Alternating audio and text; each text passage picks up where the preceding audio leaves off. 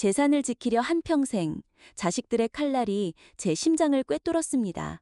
하지만 그때 저를 노인네라 무시하던 이들 앞에서 저는 숨겨둔 비장의 한 수를 꺼내들었습니다. 이 늙은 할머니의 지혜가 탐욕스러운 자식들의 계획을 어떻게 뒤엎었는지 지금부터 그 놀라운 이야기가 시작됩니다. 사연 전달하기 앞서 구독과 좋아요를 눌러주시면 영상 제작에 정말 큰 힘이 됩니다. 박옥순 할머니는 올해 78, 평생을 동네 어기 작은 한복집에서 고운 비단만 지며 세 자식 키워내신 분이세요. 할머니의 손에서 만들어진 한복은 참 곱고 정갈했죠. 그 솜씨만큼이나 마음씨도 고와서 동네 사람들은 할머니를 늘 옥순 어머니라 부르며 따랐습니다. 할머니의 한복집은 그냥 가게가 아니었어요. 오래된 나무문 안으로 들어서면 곱게 개어진 비단들과 오색찬란한 원단들이 켜켜이 쌓여 있고 은은한 다리미 열기와 실냄새가 섞인 고유의 향기가 가득했죠. 한편에는 박옥순 할머니의 젊은 날부터 함께한 낡은 재봉틀이 묵묵히 자리를 지키고 있었습니다. 그곳은 할머니의 땀과 사랑이 한 땀 한 땀 박혀있는 삶의 기록이었어요. 하지만 몇 해 전부터 무릎 관절이 심해져 걷기도 힘들어지고 가끔은 깜빡깜빡 기억이 흐려지는 거예요. 덜컥 겁이 났죠. 문득 재산을 자식들에게 맡겼다가 곤란해진 동네 친구 이야기가 떠올랐습니다. 내 몸이 맘 같지 않은데 혹시 나도 그렇게 되면 어쩌나? 할머니는 망설이지 않고 평소에 믿고 의지하던 박민철 사회복지사가 일하는 사랑 나눔 복지관을 찾아갔습니다. 박 선생, 내가 말이여, 혹시라도 나중에 정신이 오락가락하면 이 자식들이 내 노잣돈까지 탈탈 털어갈까봐 말이여. 할머니는 어렵게 입을 열었습니다. 박민철 사회복지사는 할머니의 손을 따뜻하게 잡아주며 말했습니다. 할머니, 걱정 마세요. 할머니 뜻대로 도와드릴게요. 할머니의 한복집 건물, 할머니 노후를 위해 저희 재단이 안전하게 지켜드리겠습니다. 이 건물 명의를 재단에 조건부로 기부해 두시면 할머니께서 살아계시는 동안은 자유롭게 사용하시고 만약의 경우에도 재단이 나서서 할머니를 보살펴 드릴 겁니다. 자식들에게 짐이 되고 싶지 않다는 할머니의 뜻, 그리고 이 건물이 나중에 다른 어르신들을 돕는 데 쓰이길 바라는 할머니의 마음까지 모두 지켜드리겠습니다. 할머니의 깊은 뜻을 이해한 박민철 사회복지사는 그 약속을 비밀로 지키기로 했습니다. 몸이 불편해지자 할머니는 자식들에게 의지할 수밖에 없는 날들이 늘었어요. 어느 날 장남 최성무와 딸 박선희가 할머니를 찾아왔습니다. 그날도 여느 때처럼 두 자식이 할머니의 작은 한복집을 찾아왔어요. 처음엔 밥상머리에서 어머니 요즘 어떠세요? 손주들 잘 지내요? 하며 살갑게 묻는 척했죠. 하지만 밥그릇이 채 비워지기도 전 아들 성호가 헛기침하며 슬쩍 말을 꺼냈습니다. 그의 목소리에는 뭔가 조급함이 묻어 있었고 딸 선희는 연신 고개를 끄덕이며 거들었죠. 최성호는 못마땅한 듯 혀를 찼습니다. 어머니, 솔직히 말씀드릴게요. 저희도 지금 죽겠어요. 애들 학원비에 아파트 대출까지 허리 휘는 건 다 똑같습니다. 어머니, 이 한복집 건물도 그냥 두면 세금만 나가잖아요. 차라리 좋은 요양원에 들어가 편하게 계시고 저희가 이 건물 정리해서 어머니 노후에 쓰일 돈은 따로 관리해 드릴게요. 얼마나 편해요? 박선희는 옆에서 애원하듯 말했습니다. 맞아요, 엄마. 옷다 말대로 좀 해주세요. 저희도 먹고 살기 힘들단 말이에요. 엄마가 저희한테 해줄 수 있는 건 그거밖에 없잖아요. 할머니는 자식들의 말을 들으며 가슴 한구석이 싸늘해지는 것을 느꼈습니다.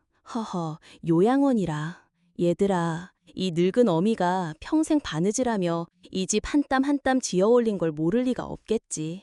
내 몸이 좀 불편해도 내 마음은 아직 실개인 바늘처럼 짱짱하단다. 씁쓸한 미소를 지었지만 할머니의 가슴 한편에는 자식들의 조급함이 칼날처럼 박혔어요. 벌써 나를 짐짝 취급하는구나 하는 서늘한 생각에 가슴이 저며왔죠. 그날 밤 할머니는 좀처럼 잠을 이룰 수 없었습니다. 흐릿해지는 기억 속에서도 자신의 피땀으로 일군 한복집의 재봉틀 소리가 더욱 선명하게 들리는 듯했죠. 내 평생의 터전을 이대로 빼앗길 수는 없다.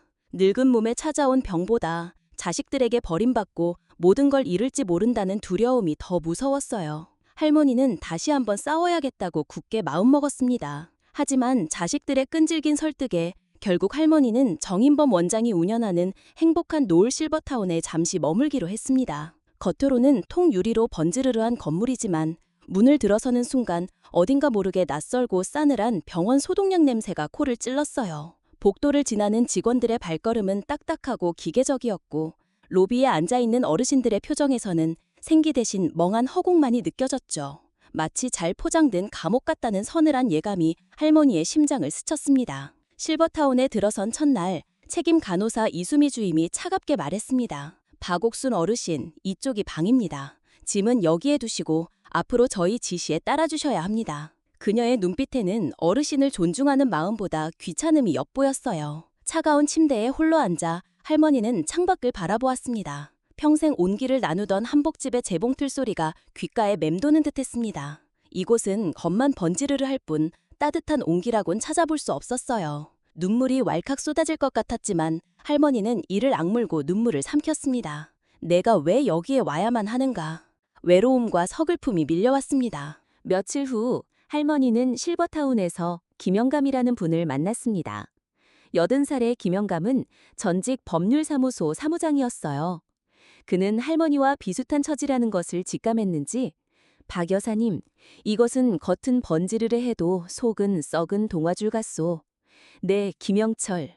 20년 전 새벽별 요양원의 어르신 사기 사건을 담당했었지. 그때 그 지독한 냄새가 바로 여기서 나는 것 같소. 단호한 어조로 말했습니다.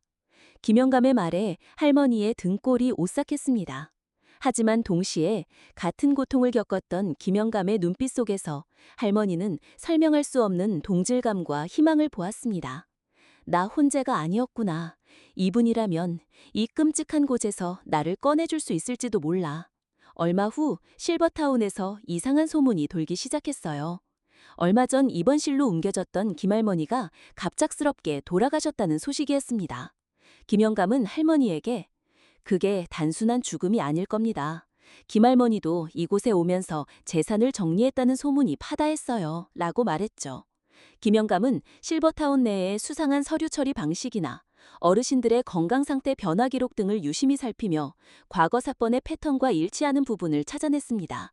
틀림없어 20년 전 그놈들의 수법과 똑같아. 이 정 원장, 이놈이 그때 그 조직의 끈앞풀이었군. 할머니는 불안한 마음에 손녀 최은서에게 전화를 걸었어요. 고등학생인 은서는 할머니를 끔찍히 아끼는 착한 아이였습니다.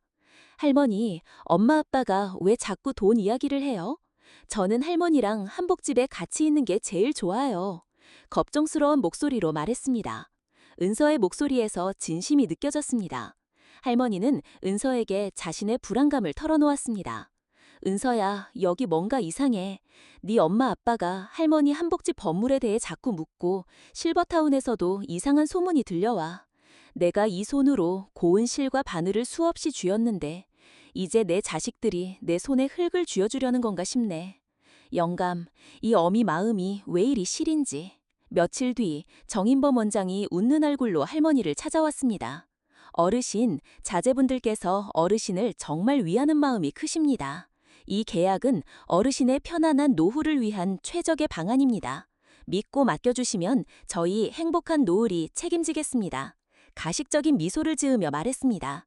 그가 내민 서류에는 할머니의 한복집 건물 소유권을 실버타운에 위임한다는 내용이 담겨 있었습니다. 할머님은 충격에 휩싸였어요. 이게 무슨 소리예요? 나는 동의한 적 없어요. 그 순간 김영감이 나타나 원장님, 이 계약은 무효입니다. 어르신의 의사가 명확하지 않은 상태에서 이런 계약은 법적 효력이 없습니다. 라고 단호하게 말했습니다. 정 원장은 김영감을 노려보며 이보시오, 김영감. 법률 지식 좀 있다고 함부로 나대지 마시오. 내가 누군지 잊었나? 20년 전 그 사건 깔끔하게 묻은 것도 나요. 협박조로 말했습니다. 김영감의 눈빛은 불타는 듯 날카로웠어요. 드디어 놈의 꼬리를 잡았다. 오랜 수건을 해결하려는 듯한 강렬한 의지가 엿보였죠. 실버타운에는 김지혜 간호사라는 양심적인 젊은이가 있었어요. 김지혜 간호사는 실버타운의 비리와 김할머니 죽음의 진실을 눈치채고 죄책감에 시달리고 있었습니다. 이수미 주임님이 시켜서 어쩔 수 없이 했지만 김할머니의 마지막 눈빛이 자꾸 떠올라요. 이건 아니야. 이대로 보고만 있을 수는 없어. 김지혜 간호사는 홀로 어두운 복도를 걸으며 깊은 한숨을 쉬었습니다. 양심의 가책이 그녀의 어깨를 짓눌렀죠. 그녀는 이수미 주임의 지시로 할머니에게 계약서 서명을 유도했던 사실과 김할머니의 사망이 실버타운의 방치 때문이라는 증거를 몰래 확보해 두었습니다. 그녀는 용기를 내어 할머니와 김영감에게 실버타운의 부당행위에 대한 결정적인 내부 자료와 증언을 건넸습니다. 이것 보세요. 김할머니 사망 기록과 원장님이 지시했던 내부 자료들입니다. 저도 사람인데 더는 양심을 팔 수 없어요. 어르신들을 도와주세요. 떨리지만 결연한 목소리였습니다. 김영감은 외부의 도움을 청해야 한다고 판단했고, 손녀 최은서는 할머니의 이야기를 듣고 크게 충격을 받았습니다. 은서는 할머니의 스마트폰에 숨겨진 녹음 기능을 활성화하고 자녀들과 실버타운 측의 대화를 몰래 녹음하기 시작했습니다. 엄마 아빠 목소리 왜 이렇게 무섭지? 할머니를 위해서라면 뭐든지 할 거야. 어른들은 왜 이렇게 복잡할까? 은서는 할머니를 향한 순수한 걱정과 함께 어른들의 세계에 대한 작은 의아함을 느꼈습니다. 그리고 할머니를 지켜야겠다는 어린 결심을 다졌죠. 또한 중요한 서류 사진을 찍어 할머니의 클라우드 계정에 몰래 팩업해 두었습니다. 어린 나이지만 할머니를 위해 용기를 내어 스마트 기기를 능숙하게 활용하는 은서의 모습은 60대 이상 시청자에게 신선함을 주었습니다. 은서는 확보한 증거를 들고 지역 사회복지센터의 박민철 사회복지사에게 도움을 요청했습니다. 박민철 사회복지사는 노인 학대 문제에 관심이 많은 전문가였어요. 은서 양 정말 용기 있는 행동을 했어요. 할머니께서 겪으신 일은 명백한 노인 학대입니다. 저희 사회복지사들이 반드시 도와드리겠습니다. 그는 은서의 이야기를 듣고 심각성을 인지 즉시 사건 조사에 착수하고 언론 제보를 권했습니다. 김영감은 과거의 인맥을 동원하여 이진우 기자에게 연락했습니다. 이진우 기자는 사회 문제에 날카로운 시각을 가진 탐사보도 전문 기자였어요. 김영감님, 제보 감사합니다. 이 사건은 단순한 실버타운 비리가 아닐 수 있습니다. 더 깊은 곳까지 파헤쳐서 반드시 진실을 세상에 드러내겠습니다. 이진우 기자의 목소리에는 불의를 용납하지 않는 젊은 언론인의 뜨거운 열정이 담겨 있었습니다. 얼마 후 행복한 노을 실버타운 어르신 재산 갈취 및 학대 의혹이라는 제목의 기사가 신문 일면에 대서특필되었습니다. 기사에는 옥순 할머니와 김영감의 증언, 김지혜 간호사의 내부 고발 자료, 은서가 몰래 녹음한 자녀들의 대화 녹취록, 그리고 김할머니 사망 사건의 의혹 등이 구체적으로 담겨 있었습니다. 특히 은서가 확보한 녹취록에서는 최성호와 박선희가 실버타운과 공모하여 할머니의 재산을 가로채려는 내용이 적나라하게 드러나 충격을 주었습니다. 방송에서도 이 사건을 다루기 시작했고 정인범 원장은 궁지에 몰렸습니다. 최성호와 박선희는 기사를 보고 충격과 분노에 휩싸였습니다.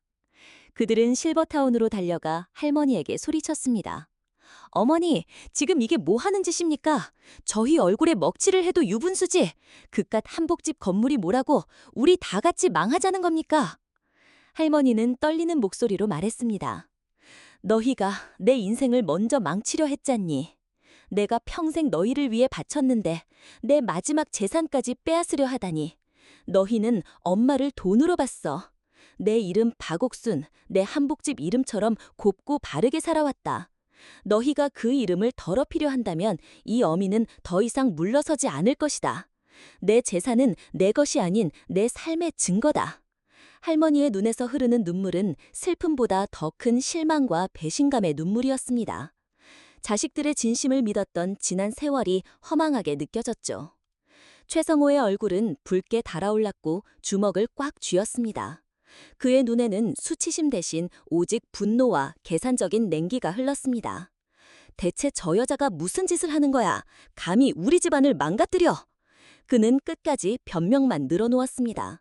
어머니, 제발 정신 차리세요. 이건 다 조작된 거라고요. 우리를 믿으셔야죠. 하지만 이때 박선희의 어깨가 미세하게 떨리기 시작했습니다.